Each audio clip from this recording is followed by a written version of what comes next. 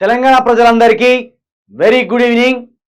మరోసారి మనం చిలుక ప్రవీణ్ ప్రజా దర్బార్ అనే ఒక కార్యక్రమాన్ని నిర్వహించుకుంటున్నాం. ఒకవైపు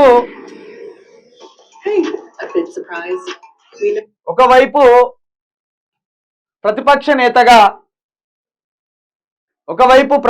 నేతగా కేసీఆర్ బస్సు యాత్రతోటి 17 పార్లమెంటు సెగ్మెంట్లలో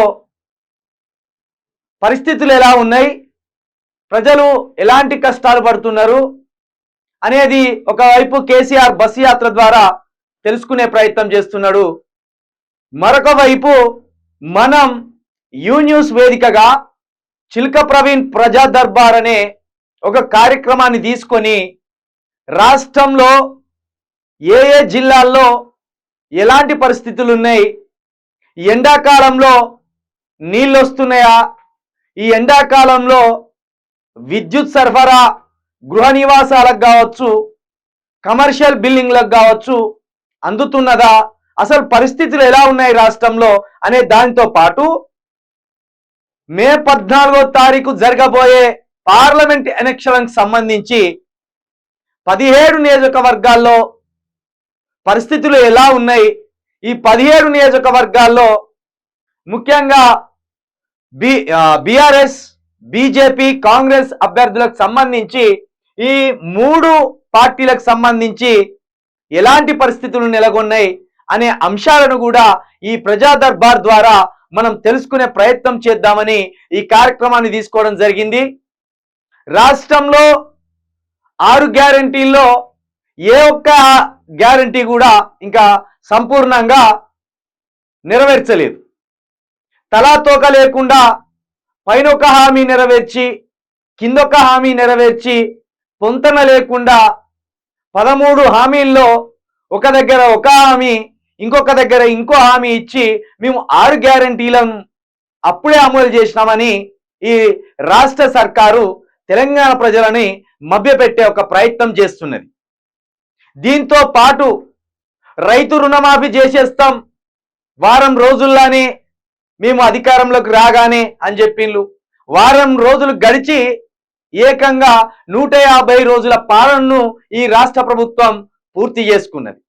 దాంతో పాటు 100 రోజుల్లోనే నిరుద్యోగులకి జంబో డిఎస్సి వేస్తాం, 1,00,000 ఉద్యోగాలు ఒకటేసారి ఫుల్ఫిల్ చేస్తాం అని చెప్పినప్పటికీ ఒక్క ఉద్యోగం కూడా ఇప్పటి వరకు, ఒక్క నోటిఫికేషన్ కూడా ఇప్పటి వరకు అమలు చేయకపోగా, ఏ ఎగ్జామ్ కూడా నిర్వహించకపోగా, గత ప్రభుత్వం ఇచ్చిన ఉద్యోగాలను, గత ప్రభుత్వం వేసిన నోటిఫికేషన్లను, గత ప్రభుత్వం నిర్వహించిన పరీక్షలను మేము నిర్వహించినామని చెప్పుకొని, మేము ఉద్యోగాలు ఇచ్చినామని చెప్పుకొని నమ్మించే ప్రయత్నం చేస్తున్నది ఈ రేవంత్ రెడ్డి సర్కార్. కాబట్టి తెలంగాణ ప్రజలారా, ఈ ప్రజా దర్బార్ వేదికగా మనము ప్రశ్నిస్తున్నాం.